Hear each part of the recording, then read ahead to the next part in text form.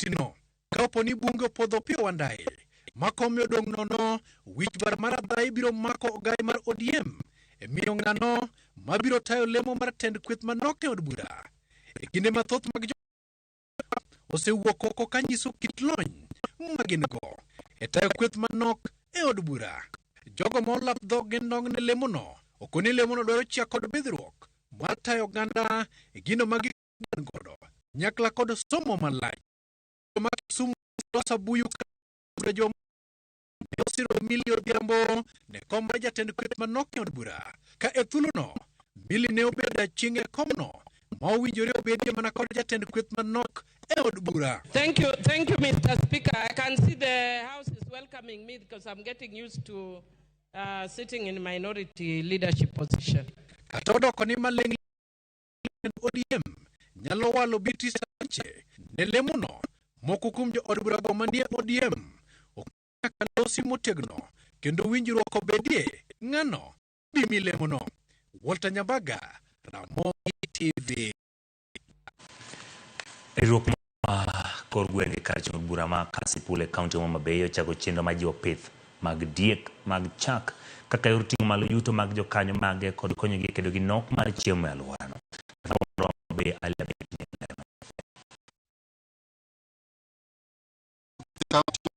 kete maino margi kata kun jogo masane ko timo pith makamano to neno berne ka bende gimiyo mijingo jo pith mo pith jak gun mabunde bura kasi oro ma ko wen awri ne ko chendo abido kono market kono mar chiemo ko ne margi mar jo di chak yo ko bone mo kata matin kide machien chane wagi chak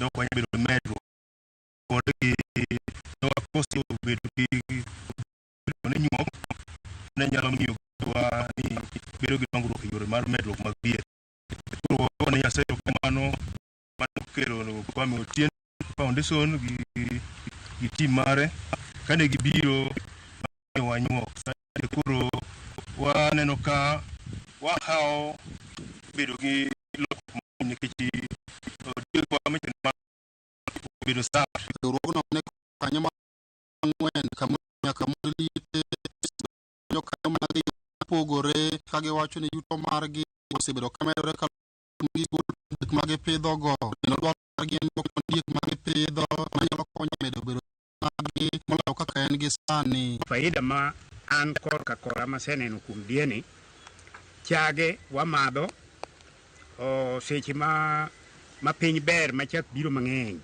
bende auso tachaka ng'iewo go sukari maduogo madho go machielo ni kagi rupo chiaye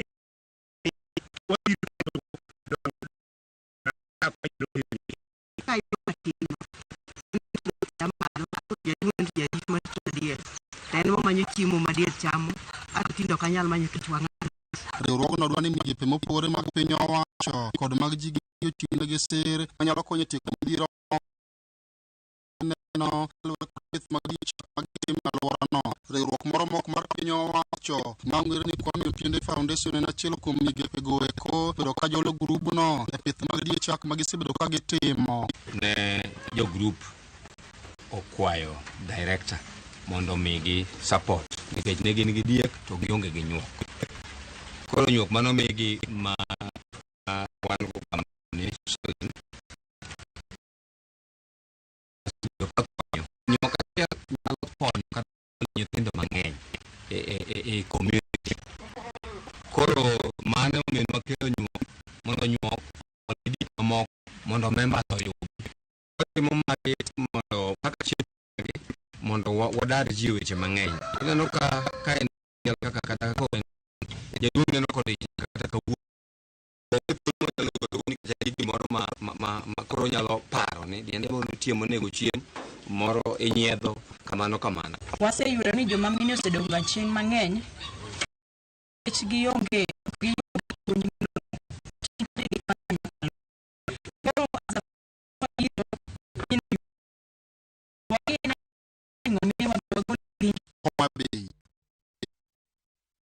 Koro mogiro kamano kuom medo kete Ramogi TV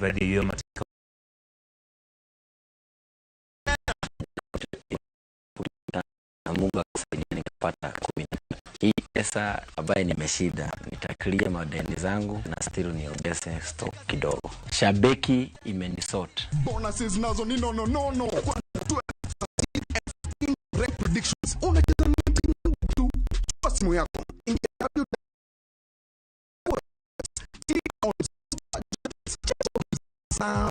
Review bits ukiona iko sawa. Place bet.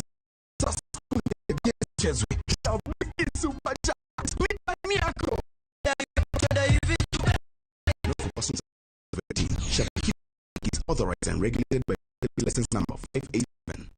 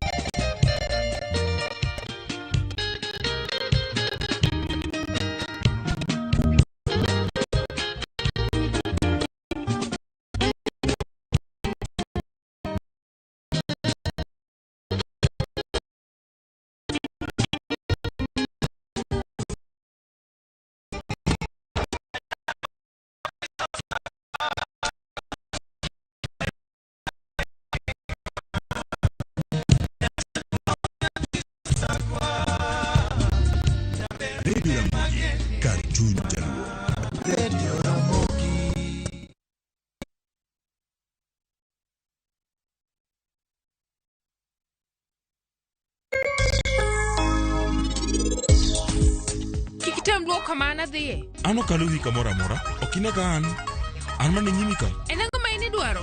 Adwaro mana in. Tadwaro herani.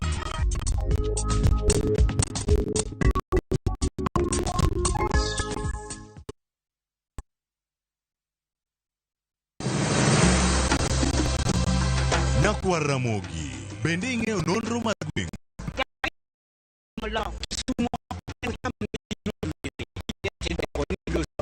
Mana kaka ne ochakore. Chakruok mar Ramogi nowuok Uganda kaluwore kaka ne Ramogi wuotho. Tich ariyo ka tich ariyo, Millicent Adhiambo. Machiegni e kendo mar gweng' kaachiel wuono. Koloni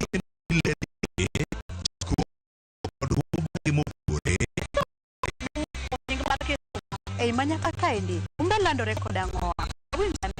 Sade Kutieno, mana e Ramogi TV.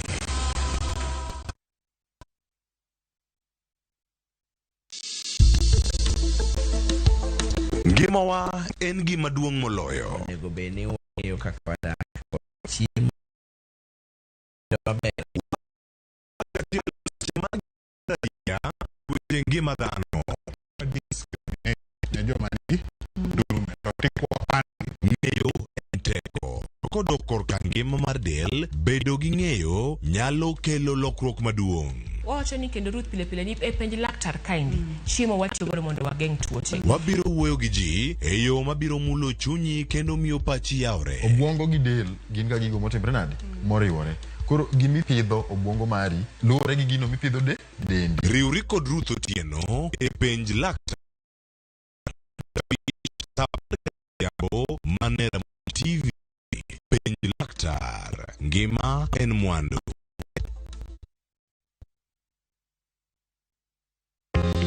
Turwa, be usebedo gi gombo kaka cham wuok e kodhi, to kaka chiemo en sa. Dibed ni dwaro chako pith makelo omenda, koso idwa chako pur mana mar chiemo e dala. Wakelo ni yore mag chako magi duto e chenro mar pur gi ohala. Pur manyasani kendo manigi okang' mamalo to kelo yuto mathoth. Kinyo lokre dhi e teknoloji kendo puro kana pur kaka ne chon. Ndekwa ikete ot yomone chiemo to chiemo. Pur mchele ber kendo nyalo teri mabor. Nyalo lokore gi ariyo kende kitiye yo morere. Pur gi ohala kelo ni jopur kendo joma olony e weche pur. Chieng' tich adek, saa 1:45 otieno, kik bai.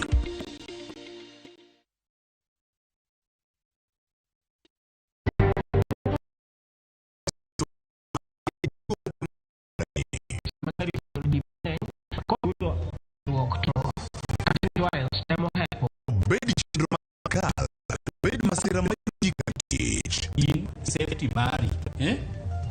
nonro mamulo ratichi. Somo kende oken kamoro mibro wacho ni ng'at mosomo ni dongere wacho ni ng'ani dhi succeed in life. Wuok tich ka wuok tich. Iro curriculum design uchinj. E chenro mar rameny piny, sa achiel gi nus otieno. Wan oganda luo nyaka wakoro waneni to be wanyalo bedo gi kembni. Nyise oganda jo Kenya gimonjo be ni giwinjo kuomi. Ka ikelo ni dia okeyo. Chik bai.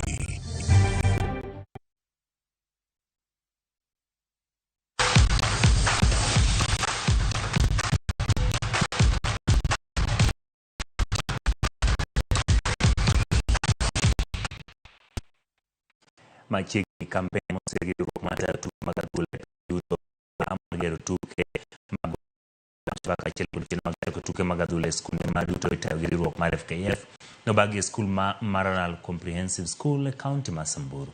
Nyasino mano e jopuonjre maromo 400 kowuok e skunde maromo 20 nobedo gi tuke manobagi gi timbe puonjo nyithindo matindo weche mag keto maino mar gi tuke adhula, pogo piche kaachiel gi puonj e kaka nyithindo nyalo bedo gi ngima makare. Jopuonjre maromo 20 kaachiel gi jogweng' maromo 10 noyudo tiegruok mar CAF motelo ne nyasino. Puonj ma kama biro konyo keto tuke mag adhula gino ma FKF osebedo ka timo kinde ka kinde ma pacho ka.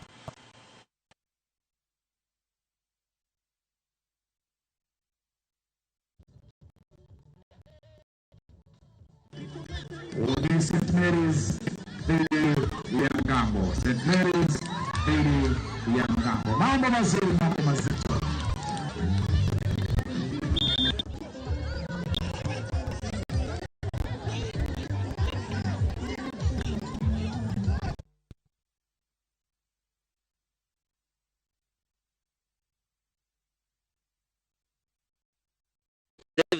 Kwanza ajira kwa sana. Baada ya shule au akiwa shule tutakuwa na wasichana ambao watakuwa kwa hiyo mpira na wataenda mbali kidogo. Tena ya pili, sisi kama wafugaji tumetengwa sana na serikali tangu uhuru mpaka saa hizi. Ndio tunafurahi sana because unajua kwamba itainua mpira katika Samburu County fanya mpira tena hivi. Naona football itakuja kusaidia sana wasichana wetu na pia Samburu County at large. Sisi ni watu tunafanya vitu mambo na football hatujafanya kwa muda, lakini vile tumeanzia kufanya najua pia watalan na wanajua pia watajua kuna sports pia inasaidia wasichana.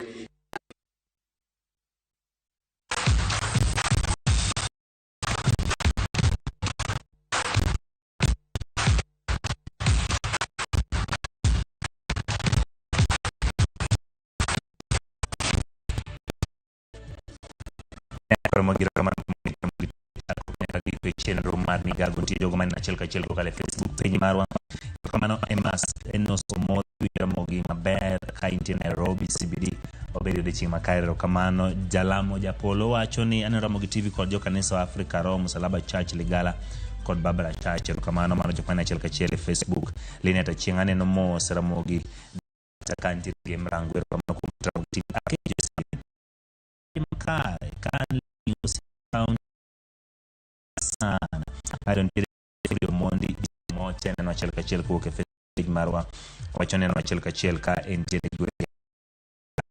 no akum keter Ramogi TV ano pam wandai biude matek oyua wi Magadi John kawuok Migori kamano kuom keter Ramogi TV. Weche mag bigago choponwa maler ahinya mano Chris kaine county Masia jogo omiyo pia wandai lose hope mare giwe otiti je Moscow bio puodhero kamano. Ramogi TV na maler weche manyien molo Mosan Collins Abonyo ka mos mama na Helena Luoch mar kochero kamano kuom keter Ramogi TV. Victor Kuoko Yugis wire wacho ni bene Ramogi TV makare chendo mar migago kamano kuom kete kaindi ka achiel wacho ni achalo kanga molal aworo sana Ruto timbe mag maundu gin mago mopong' e pacho kae ndio nego beni kore konyo ero kamano kuom kete e weche mag migago gi ji mathoth mabende ponenwa kaende bedo thuolo mar somo moko kuom duoko mabende ornwa kaende joma achiel kachiel kowuok e kuonde mopogore opogore bende wachole weche manyien. Emmanuel Edi Makare migago e dala mar Changame Mombasa mano Albert Guero kamano kuom kete kaende. Kelly Kusumba kani Kindu Bay wacho ni neno weche manyien mos duond buche owere gi ODM ero kamano kalvo ka wuok Nyakach. Kenya ni kama tek kata kamano pod wan gi geno. Kamano kanyo Andan Guti, Ramogi TV neno ndiru kagan maler, kendo ni kizungu wacho ni if you them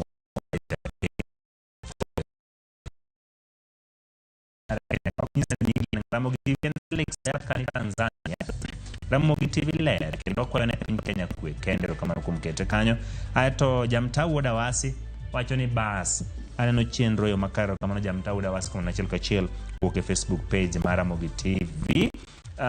Ginyinga lungani Ombija Junior kawuok Ndewa awinji makaro keto wangwa wangi mana kaka Kenya dhi kamano kod Ramogi ler ndi loe kuti nyaka 2027 wabro neno matokeo an Bravin kawuok Adiege to kod ng'ato wacho kaneno chenro mar migao kawuok Gwasi Kichare Amos Karwa jaduong Amos ni wacho ni Amos Karwa jaduong Longinas Roa Okonda gi familia ne te an Harrison Otieno wuod min Linda kamano kumkete Ramogi TV nyakwa Ramogi jongar kamano kumbele kode chako nyaka gike chenro mar migago mage mawaikoni warom kendo koro mosapar chenro mar kadhi kacha nyinga Ochieng Imam.